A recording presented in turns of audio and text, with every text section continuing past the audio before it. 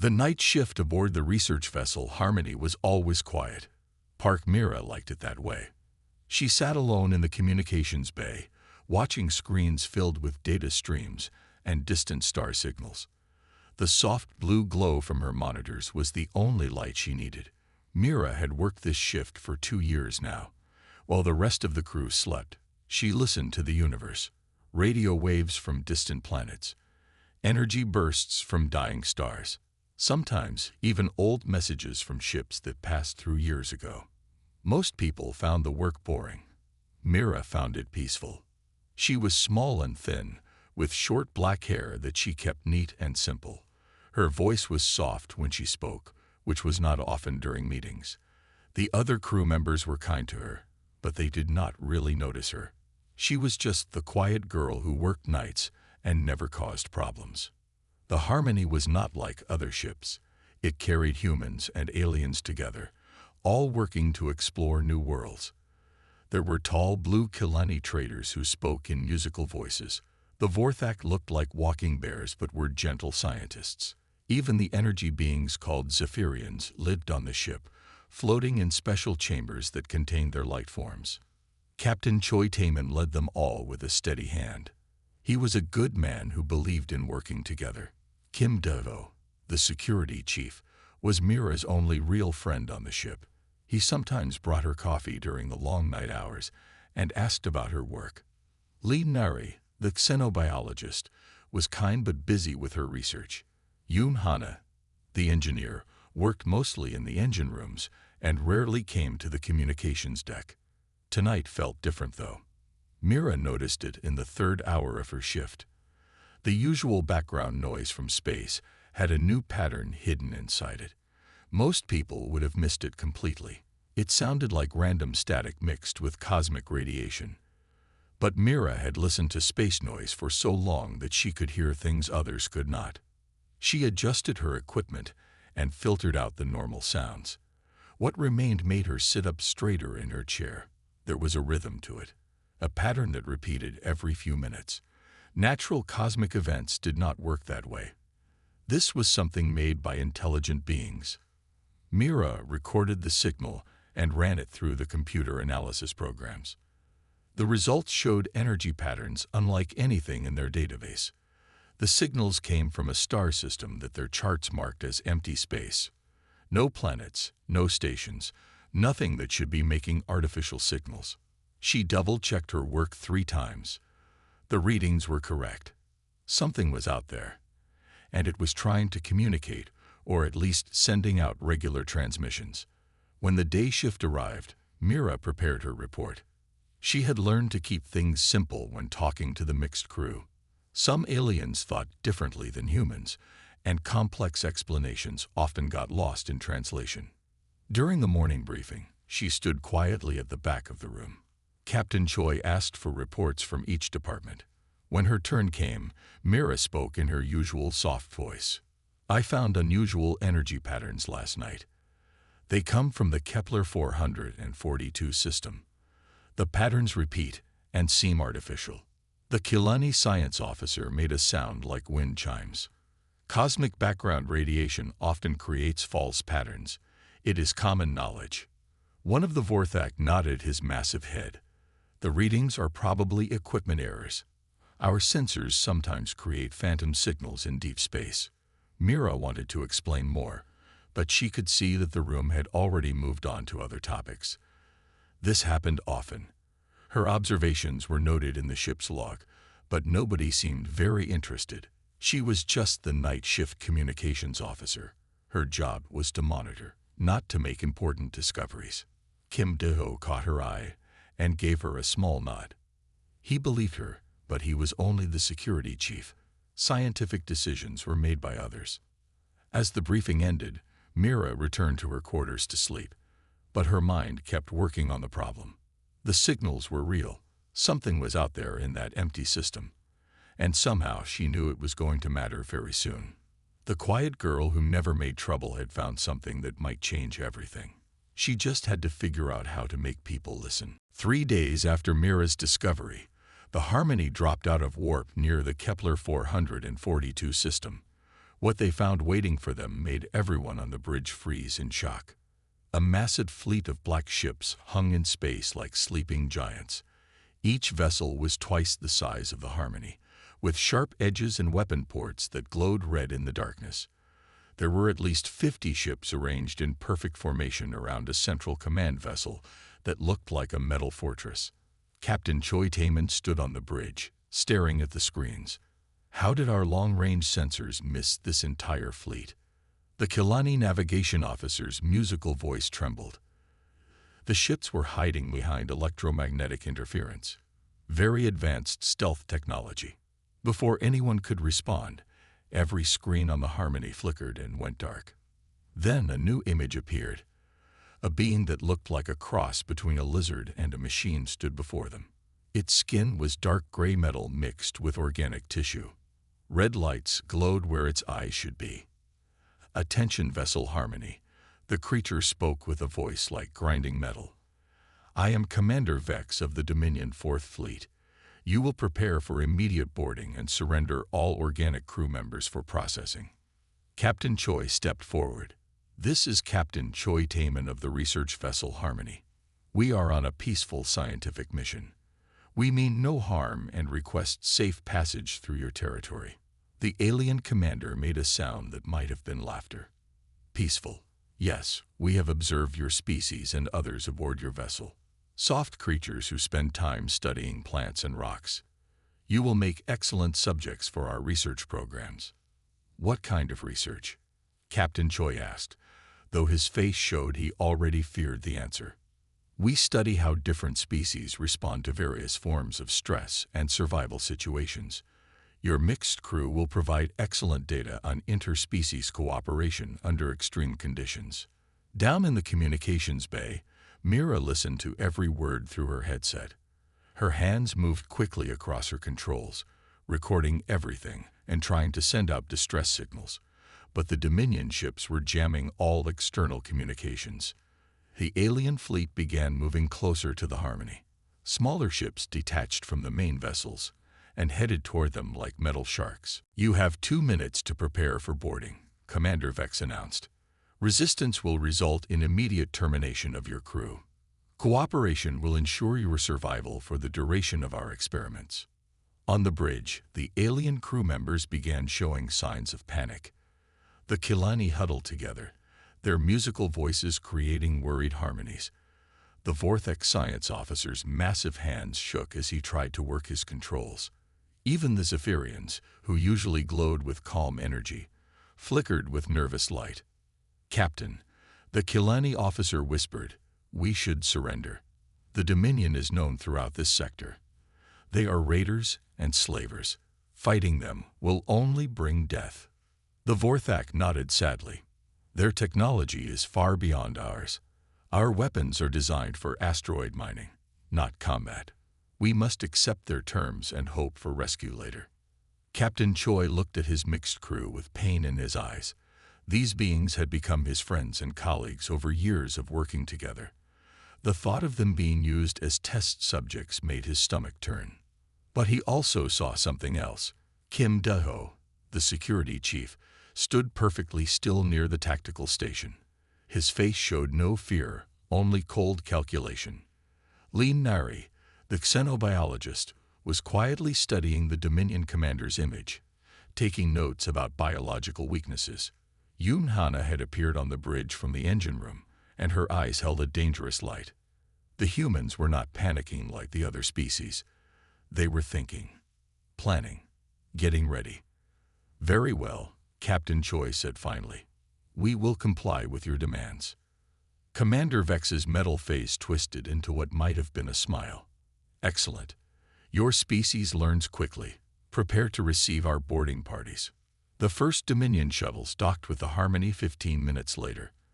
Armed soldiers in powered armor began moving through the ship's corridors, separating crew members by species and herding them toward different areas. Mira sat in her communications bay as 2 Dominion soldiers entered. They looked at the small human woman and saw exactly what they expected to see: a harmless technician who worked with radios and computers. "You come with us," one soldier said in broken English. Bring nothing. Move slowly. Mira stood up carefully, keeping her hands visible and her face calm. But as she walked past her workstation, she quickly pressed 3 buttons in sequence. To the guards, it looked like she was just turning off her equipment. What she had actually done was activate the ship's emergency communication protocol. Every human crew member now wore a small device that would let them talk to each other without the aliens knowing. The quiet girl was about to become very dangerous.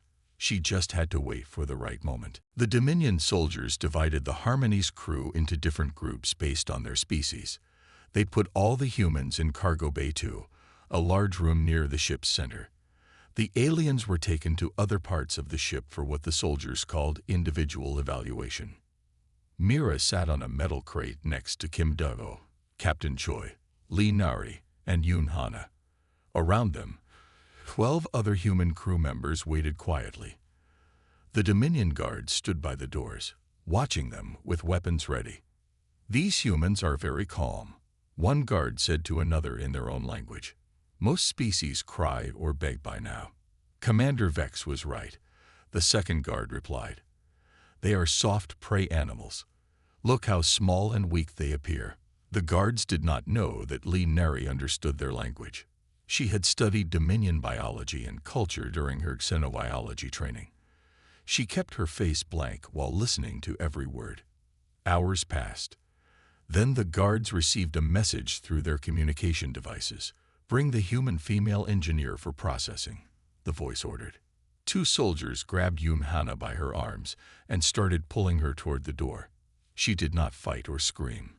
She just looked back at her friends with steady eyes. It will be okay, she said in Korean, knowing the guards would not understand. Take care of each other. But as the door closed behind her, something changed in the remaining humans. Mira felt it first, like electricity in the air. Kim Daeho's breathing became slower and deeper. Captain Choi's hands stopped shaking and became perfectly still. Lee Neri's eyes grew sharp and focused. They were not panicking. They were getting ready. Kim Daeho had been a soldier before joining the Harmony. He had fought in 3 different conflicts and survived situations that would have killed most people. Right now, his mind was shifting from security chief to warrior. He looked around the cargo bay, noting every detail. The guards stood in predictable positions. Their weapons were energy rifles, deadly but slow to recharge between shots. The room had ventilation shafts, emergency panels, and loose equipment that could become weapons. Captain Choi caught Kim Daeho's eye and gave him a tiny nod. Then he looked at Lee Nari and Mira. The message was clear. They were going to fight back. Lee Nari began coughing softly. To the guards, it sounded like she was getting sick from stress, but she was actually testing the air circulation in the room. She had noticed chemical storage containers in one corner. If she could mix the right compounds, she could create smoke or even knock out gas. Mira pressed her hand against the small communication device hidden in her sleeve. It was still active. She could hear faint signals from other parts of the ship. The aliens from their crew were being questioned but not harmed yet. The Dominion was saving them for later experiments. But Yoon Hana was in immediate danger. Through her device, Mira heard the engineer's voice coming from somewhere deep in the ship. They want me to explain human technology, Yoon Hana said calmly. They think we are primitive because we use simple materials. A Dominion voice responded. Your species builds with metal and circuits like children playing with toys. Show us how your engines work, and we will not cause you pain. Mira heard Yoon Hana laugh. It was not a happy sound. You want to see how humans build things. Let me show you something interesting. Then there was a loud explosion from somewhere below them. The lights in the cargo bay flickered, and the ship shook slightly. The guards looked worried and started talking quickly into their communication devices. They were asking for orders and trying to understand what had happened. Kim Daeho smiled for the first time since their capture. Hana just showed them that human engineers know how to break things as well as build them. The explosion had been small, probably just a minor system overload, but it sent a message to every human on the ship.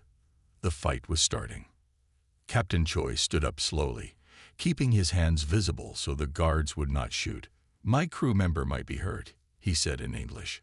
"Please let me check on her." "Sit down," one guard ordered. "No movement without permission." But Captain Choi did not sit. He took another step forward. "She is valuable to you alive. Dead engineers cannot answer questions." The guard raised his weapon, but he was confused. These humans were supposed to be afraid. Why was this one acting so confident? That moment of confusion was exactly what Kim Do-ho had been waiting for. While the guard focused on the captain, Kim Do-ho moved. He was fast, faster than the Dominion soldiers expected.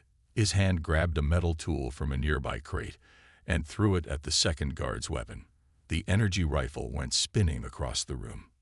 At the same time, Lee Neri opened one of the chemical containers and threw its contents at the ventilation system. Thick smoke began filling the air. The quiet humans were quiet no more. The hunt had begun. The smoke filled Cargo Bay 2 within seconds. The Dominion guards coughed and stumbled, their vision blocked by the thick gray clouds. They had expected their prisoners to panic and run around blindly. Instead, the humans moved with purpose through the darkness. Kim Do-ho tackled the first guard while he was still coughing. The alien was strong, but Kim Do-ho had trained for close combat his entire adult life. He knew exactly where to hit to make the guard drop his weapon. Captain Choi grabbed the fallen energy rifle and checked its power level. "Lee Neri, how long will this smoke last?" "5 minutes maximum," she replied, already working on opening another chemical container. "But I can make more if we need it."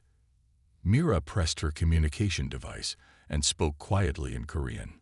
"All humans, this is communications. Can you hear me?" Voices began responding from all over the ship. The humans had been separated into different areas, but Mira's emergency system was connecting them all. "This is Yoon Hana in the engine section. I am with 3 other humans. We have disabled 2 guard units and taken their weapons." "Medical bay here," another voice said.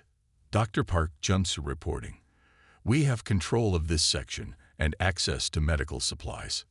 "Maintenance crew checking in," came a third voice. "We are in the lower decks. These Dominion soldiers do not know the ship layout like we do." One by one, 15 different human voices reported in. They were scattered throughout the harmony, but they were all alive and ready to fight. Mira felt something she had never experienced before. For years, she had been the quiet observer, watching and listening, but never taking action. Now she was the center of a network that connected every human on the ship. They were all depending on her to coordinate their efforts. "Listen carefully," she said into her device.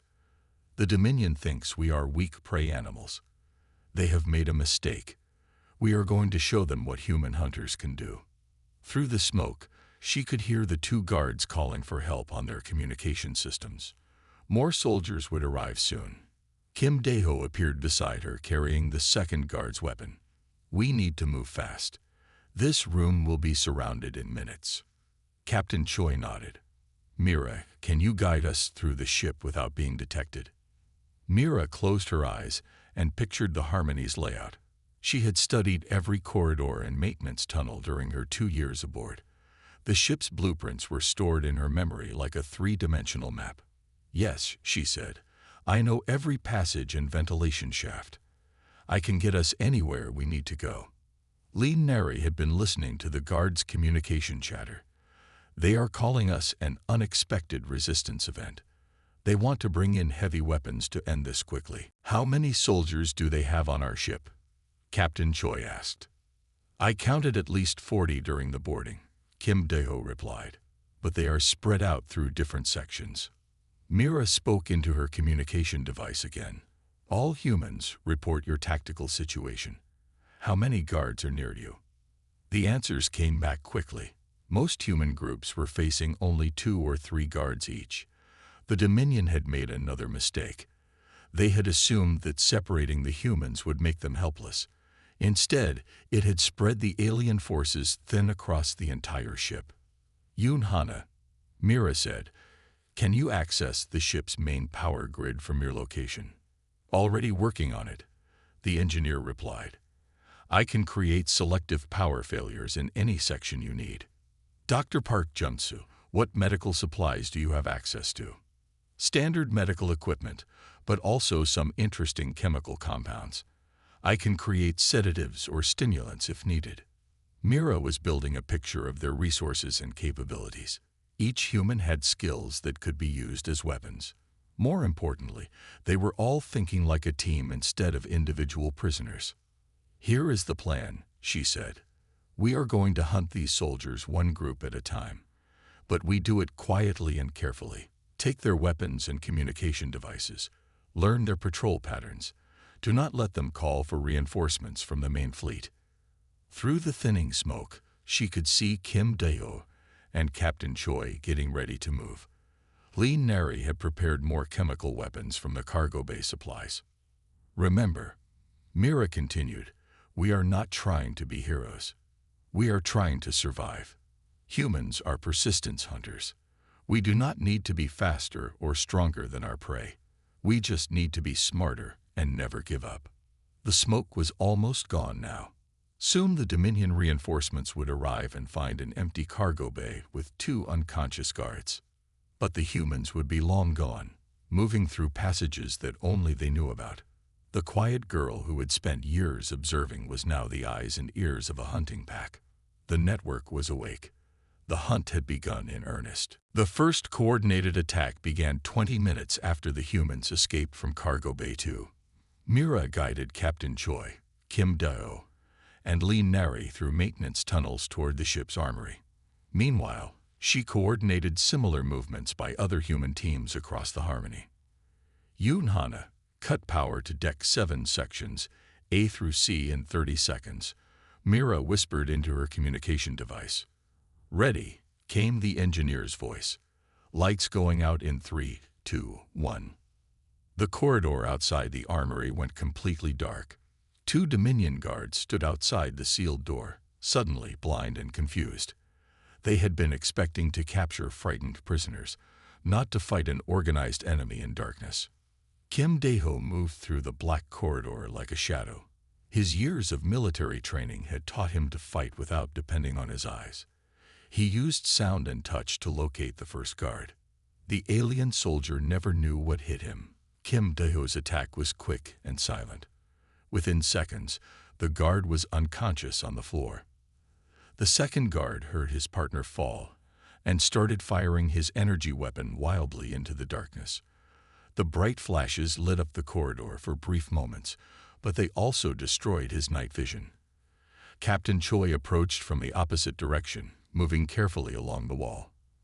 When the guard's weapon needed to recharge, Captain Choi struck. The alien went down without making a sound. Armory secured, Kim Dae-ho reported. We have access to emergency weapons and protective gear. Similar scenes were happening throughout the ship. In the medical bay, Dr. Park Junsu had used sedative gas to quietly disable 3 guards. The maintenance crew had trapped 2 soldiers in a storage room by sealing the door from outside. Every human team was succeeding. But the real surprise came from Section 4, where a single human named Choi Min-ho was being held with some of the alien crew members. Min-ho was a quiet man who worked in food services. The Dominion Guard saw him as the least dangerous prisoner on the entire ship. They assigned only 1 soldier to watch him, and 6 alien crew members. This was their biggest mistake. Min-ho had grown up on a farming world where people hunted wild animals for food. He knew how to track, how to wait, and how to kill efficiently. More importantly, he understood that being underestimated was the hunter's greatest advantage. When the guard's attention was focused on the nervous alien prisoners, Min-ho began moving. He did not rush or make sudden movements. He simply shifted position slowly over several minutes, getting closer to his target. The guard finally noticed when Min-ho was 3 steps away. By then it was too late. Min-ho's attack was swift and brutal. The guard dropped his weapon and fell to the floor, completely defeated. The alien crew members stared in shock. The quiet human who served their meals had just defeated an armed soldier with his bare hands. "Do not be afraid," Minho said calmly in the ship's common language. "I will not hurt you. But you need to understand something important. Humans are not the weak prey species you thought we were." Meanwhile, Mira was discovering something interesting about Dominion communications. From her position in the maintenance tunnels, she had access to the ship's main communication array. She could hear everything the enemy soldiers were saying to each other. They were panicking. "Team 7 is not responding," one voice reported. "Their last position was near the armory." "Team 3 has gone silent," another voice said. "Something is hunting our people." "This is impossible," a third voice complained. These humans were supposed to be harmless research scientists. Commander Vex's voice cut through the chatter. "All units report to your squad leaders immediately. We are dealing with organized resistance. Treat all humans as hostile combatants." But it was too late for new orders to help. The Dominion forces were already scattered and confused. Their soldiers had expected to guard frightened prisoners, not fight experienced hunters who knew every inch of their territory. Kim Daeho's voice came through Mira's communication device. "We have weapons and equipment now, ready to move to the next phase." "Yoon Hana here," the engineer reported. "I have access to all ship systems. I can control lights, doors, life support, everything." "Medical team ready," Dr. Park Junsu added. "We have supplies and a secure base of operations." Mira felt the network of human voices surrounding her like a warm blanket. For the first time since the Dominion had boarded their ship, she felt confident. "All teams, listen carefully," she said.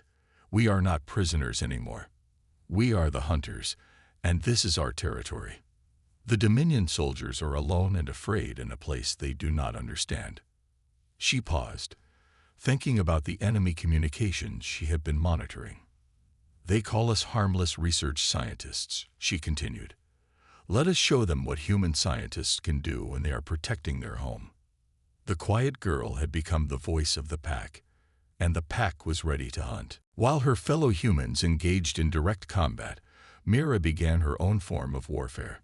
She had reached the main communication center through a series of maintenance shafts that only she knew about. Here, surrounded by screens and control panels, she became something the Dominion had never faced before. She became their nightmare.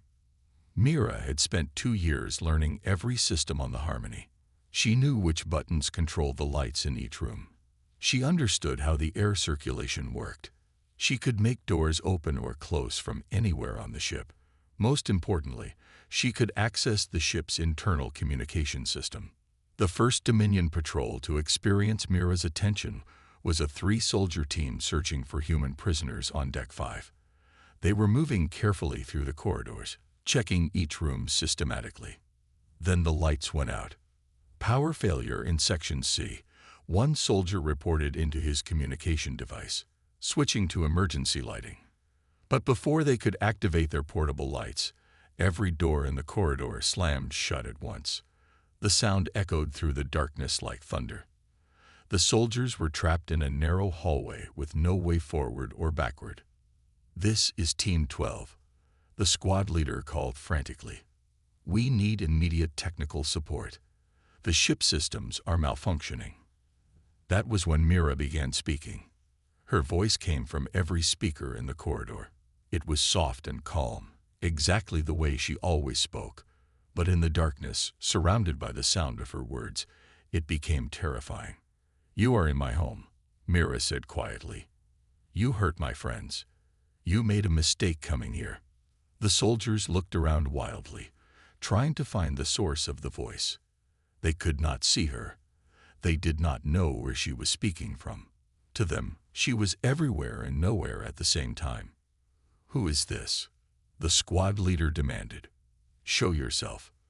"I am nobody important," Mira replied. "Just a quiet girl who works with computers. But this ship knows my voice, and I know every secret it keeps." The air circulation system began making strange noises. The temperature in the corridor started dropping rapidly. The soldier's breath became visible in the cold air. Technical support. We need emergency extraction. One soldier called desperately. Something is wrong with this vessel. But Mira was listening to all their communications. She knew exactly which teams were where and what they were planning. When technical support tried to respond, she blocked their signals. Your friends cannot hear you, she told the trapped soldiers. You are alone now, just like you wanted to make us alone. She left them in the cold, dark corridor and moved her attention to another patrol. This team was near the engine section, trying to capture Yoon Hana and her group. Mira decided to help her friend in a different way. She accessed the ship's internal sensor network and began tracking the Dominion soldiers' movements. Every step they took was recorded. Every word they spoke was heard. She became the eyes and ears of the entire ship. Yoon Hana, Mira whispered through the communication system. 3 soldiers approaching your position from the north corridor. They will reach you in 90 seconds. Thank you, Yoon Hana replied. We are ready for them. But Mira was not finished. She began playing sounds through the ship's speaker system. Footsteps that seemed to come from empty corridors. Voices speaking in languages the Dominion soldiers did not recognize. The sound of doors opening and closing in rooms where nobody should be. To the alien invaders, it seemed like the ship itself was haunted. Command, this is Squad 7, a nervous voice reported. We are hearing impossible sounds. Voices in empty rooms. Movement where our sensors show nothing. Squad 7, maintain your position, Commander Vex ordered. Do not let primitive human tricks affect your judgment. But the tricks were working. Dominion soldiers began jumping at shadows. They started firing their weapons at empty corridors. Some refused to enter certain sections of the ship alone. Mira smiled as she listened to their growing fear. She had always been good at noticing things that others missed. Now she was using that skill to make her enemies notice things that were not really there.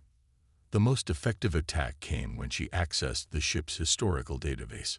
She found recordings of the Dominion's own language and began broadcasting their words back to them. But she changed the context, making it sound like their dead comrades were calling for help. This is impossible, one soldier whispered to his partner. That voice belongs to Commander Thek, but Thek died in the first human attack. Dead soldiers do not speak, his partner replied, but his voice was shaking with fear. From her hidden position, Mira watched the enemy forces on her screens. They were no longer hunting humans. They were looking over their shoulders, afraid of shadows, jumping at every sound. The quiet girl had become a storm that struck without warning and left only confusion behind. The Dominion forces were beginning to understand they were not fighting individual humans anymore. They were facing something much more dangerous. A coordinated hunting pack that moved with deadly precision through their own territory. Mira coordinated the next phase of attacks from her position in the communication center. On her screens, she could see the locations of every Dominion soldier still standing. There were 28 left out of the original 40 who had boarded the ship. Kim Da-ho, you have 4 targets in Section B, she whispered into her communication device. They are guarding the main corridor to the bridge. Understood, Kim Da-ho replied. Yoon Hana, I need a distraction in the power grid. Already working on it, the engineer responded. Lights will flicker in 30 seconds. Emergency power will kick in after that, but it will take 15 seconds to activate. Lee Nari, do you have those chemical compounds ready? Kim Da-ho asked. Smoke grenades and knockout gas prepared. The xenobiologist confirmed. Dr. Park Jumsu provided the medical components I needed. This was how humans hunted as a pack. Each person used their skills to help the others. No one acted alone. Every move was planned and coordinated through Mira's communication network. The attack began exactly as planned. Yoon Hana caused a power fluctuation that made the lights flicker wildly. The Dominion guards looked around nervously, expecting another one of Mira's psychological tricks. Instead, they got Lee Nari's smoke grenades. The The corridor filled with thick white smoke just as the lights went out completely.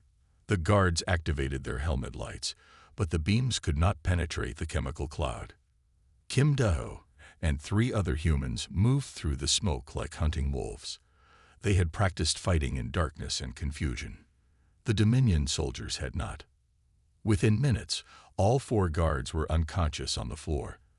The humans had captured their weapons and communication devices without firing a single shot. Bridge approach secured, Kim Do-ho reported. No casualties on our side.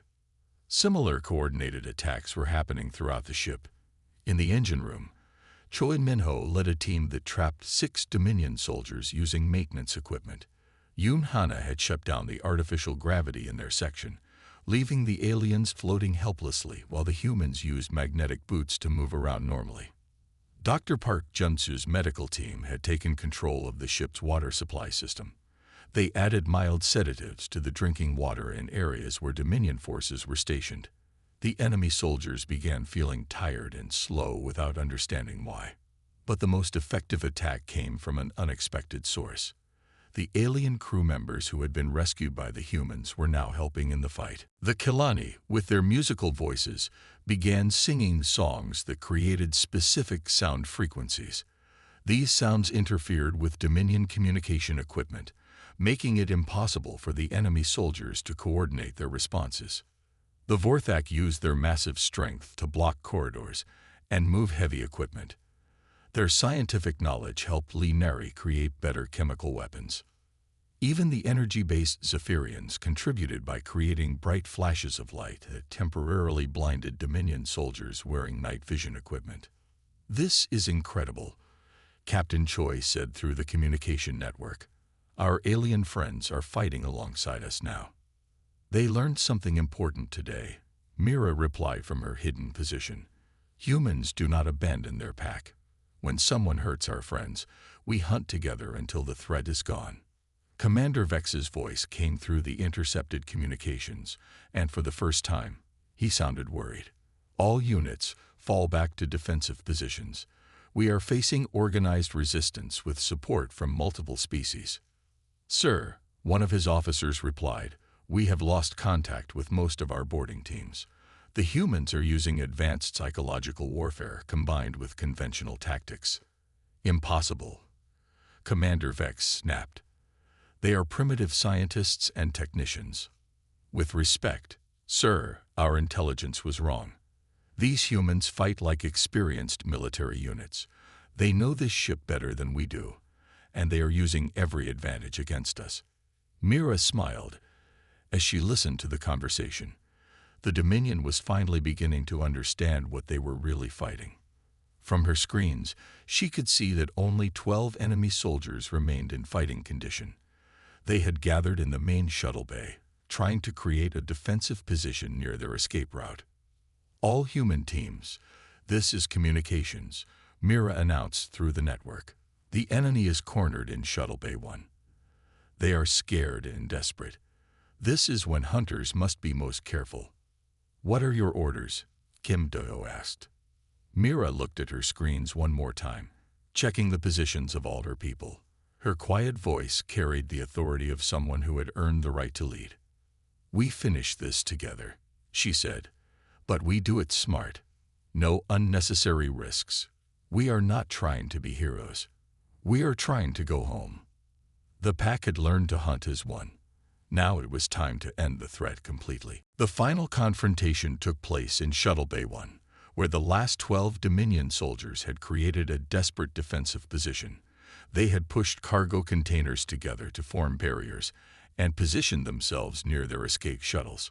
Commander Vex stood in the center of his remaining forces, his metal face showing signs of damage from earlier fighting. His red glowing eyes flickered as he tried to understand how everything had gone so wrong. "Command ship, this is Vex," he called through his communication device. "Request immediate extraction.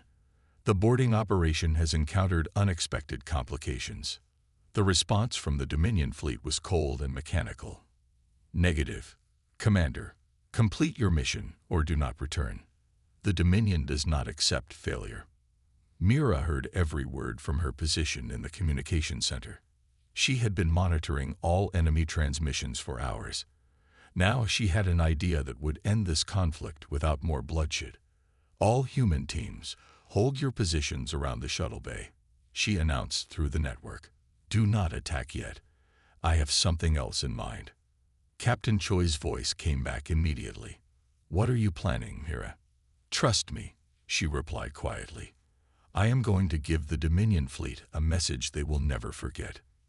Mira began working with the ship's main communication array, the same equipment she had used for 2 years to listen to the universe. But now she was going to make the universe listen to her. She hijacked the Dominion's own communication frequencies and began broadcasting directly to their fleet. Her soft voice carried across space to every ship in their formation. "Attention Dominion fleet," she said calmly. "This is Park Mira, communications officer of the research vessel Harmony. I want to show you something interesting." On her screens, Mira activated every camera and sensor in Shuttle Bay 1. The images showed Commander Vex and his 12 soldiers huddled behind cargo containers, surrounded by human teams in tactical positions. "Your boarding party came to our ship thinking we were harmless prey animals," Mira continued. "You sent 40 soldiers to capture 17 humans. Now you have 12 soldiers left, and they are trapped in one room." She switched the display to show other parts of the ship. The Dominion forces that had been defeated lay unconscious but unharmed in various sections. Some were tied up with cargo straps. Others were locked in storage rooms. "We could have killed them all," Mira explained to the listening fleet. "Humans are very good at killing when necessary, but we chose not to. Do you know why?" She paused, letting the question hang in the silence of space. "Because we are not monsters like you. We fight to protect ourselves and our friends. We do not fight for conquest or to cause pain. But make no mistake about what you have seen today." The camera view switched to Kim Doho and his team, armed and ready outside the shuttle bay. Then to Lee Nuri preparing chemical weapons. Then to Yoon Hana standing next to explosive charges she had placed near the shuttle bay doors. "You came here thinking humans were weak because we choose peace," Mira said. "You learned that we are persistent predators who never stop hunting threats to our pack. We used your own tactics against you.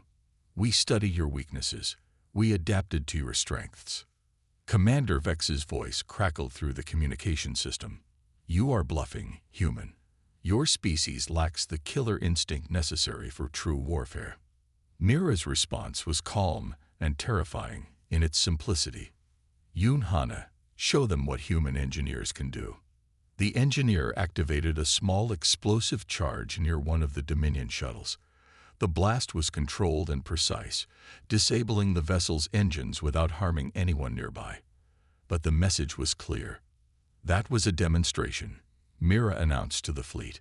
"We can destroy your soldiers' escape route anytime we choose. We can eliminate them one by one using methods they cannot predict or counter, or we can let them return to you alive and unarmed." She switched to a direct view of Commander Vex, whose metal face now showed something that might have been fear. "Here is our offer," Mira continued. "Your soldiers will return to your ships immediately. You will leave this system and never return. In exchange, they keep their lives, and you keep your fleet." "And if we refuse?" came a voice from the Dominion command ship. Mira's answer was delivered in the same quiet tone she had always used for routine communications, but now it carried the weight of everything the humans had accomplished. "Then you will learn why persistence predators are the most dangerous hunters in the universe. We will chase you across the galaxy if necessary. We will study your technology and learn your weaknesses. We will find your home worlds and your supply lines. And we will never, ever stop hunting you until the threat you represent is completely eliminated." The silence that followed lasted for nearly a minute. Finally, the Dominion command ship responded. "Commander Vex, withdraw your forces immediately. All ships prepare for departure." Within 20 minutes, the Dominion shuttles had departed the Harmony. Within an hour, their entire fleet had jumped to warp and disappeared into deep space. The quiet girl who never made trouble had just made the most dangerous enemy force in the sector retreat without firing a single shot at their fleet. The hunt was over. The humans had won. 3 weeks after the Dominion fleet disappeared into deep space, life aboard the Harmony had returned to something that looked like normal.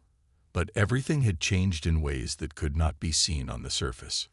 Mira sat in her communication bay during the night shift, just as she had for 2 years. The same blue glow from her monitors lit her face. The same quiet sounds of space filled her headphones. But she was not the same person who had worked here before. The other crew members treated her differently now. When she walked through the corridors during shift changes, conversations stopped. The alien crew members who had once barely noticed her now watched her with respect and something that might have been fear. The Kilani science officer no longer dismissed her reports about unusual signals. The Vorthek researchers asked for her opinion on communication protocols. Even the Zephyrians, who rarely spoke to anyone, had thanked her personally for coordinating their rescue. But the biggest change was in how other ships responded to the Harmony's communications. Word of what had happened had spread throughout the galaxy faster than their ship could travel. Captain Choi Taeman had received 7 different requests from other research vessels asking for human security consultants. 2 trading companies wanted to hire Kim Do-ho as a tactical advisor. The Galactic Science Council had officially requested a full report on human crisis management techniques. Most interesting of all, 3 different species had sent diplomatic messages asking if humans would be willing to provide protection services for their colony worlds. "It seems we have become famous," Captain Choi said during the morning briefing.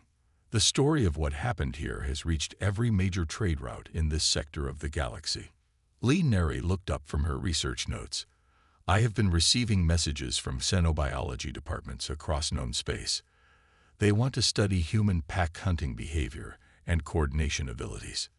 Yoon Hana laughed. "The Engineering Guild has offered me a teaching position. They want me to show other species how humans approach problem-solving under pressure." Dr. Park Jung-soo shook his head in amazement. "Medical schools are asking for lectures on human stress response and combat medicine. Apparently, our ability to stay calm and think clearly during crisis situations is considered remarkable." Kim Do-ho sat quietly in the corner, cleaning and checking his equipment as he had done every day since the attack. "I have received 17 job offers from security companies. It seems that everyone wants to hire humans for protection work now." All eyes turned to Mira, but she remained focused on her communication screens. She had become the unofficial leader of the human crew during the crisis, but she was still the quiet girl who preferred to listen rather than speak. "Mira," Captain Choi said gently, "you have received more messages than anyone else. What do they say?" She looked up from her screens with the same calm expression she had always worn. "Intelligence services from 12 different species want to recruit me. They are offering very large amounts of money for someone who can coordinate multi-species tactical operations." "And what did you tell them?" Lee Neri asked. "I told them I already have a job." Mira replied simply, "I listen to the universe for a living. It is what I am good at." But even as she said this, her communication equipment began receiving a new signal. It was a distress call from a cargo ship 3 star systems away. Pirates had attacked them and were demanding surrender. Mira's fingers moved across her controls with practiced efficiency. She identified the source of the signal, determined the ship's exact location, and began calculating response times for nearby vessels. "Captain," she said without looking away from her screens, "we have a situation." Captain Choi leaned forward. "What kind of situation?" "The cargo ship Bright Star is under attack by raiders in the Vega system. They have 37 crew members, including families with children. The raiders have superior weapons and are demanding the ship's cargo and passengers. How long would it take us to reach them?" Kim Do-ho asked, already standing and checking his equipment. 4 hours at maximum warp, Yoon Hana calculated quickly. Mira continued monitoring the distress signals. The raider ships are smaller than Dominion vessels, but they have more experience with quick strikes and retreats. The cargo ship's crew has no military training. Captain Choi stood up slowly, looking around at his human crew members. It seems we have another chance to show the galaxy what humans can do when innocent people need help. Should we contact the local authorities? Lee Neri asked. They are 6 hours away, Mira reported. Too late to help. Kim Dae-ho was already heading toward the door. Then we handle it ourselves. Yoon Hana began running calculations for their warp engines. Dr. Park Junsu started preparing medical supplies for possible casualties. Lee Neri gathered her chemical equipment for non-lethal crowd control auctions. Mira activated the ship's internal communication system and spoke to the entire crew, human and alien alike. All hands, this is communications. We are responding to a distress call from civilian vessel under pirate attack. All crew members, please prepare for emergency operations. She paused, thinking about how much her life had changed in just 3 weeks. She had discovered that the quiet girl who never made trouble was actually very good at making trouble for people who threatened innocent lives. The universe is listening to us now, she said into the microphone. Let us make sure it hears something worth remembering. As the Harmony jumped to warp speed toward another crisis, Mira returned to her screens and her headphones. She was still the girl who worked the night shift and listened to space. But now the galaxy was learning that when Park Mira heard someone calling for help, she made sure the right people heard them at exactly the right time. And that made all the difference.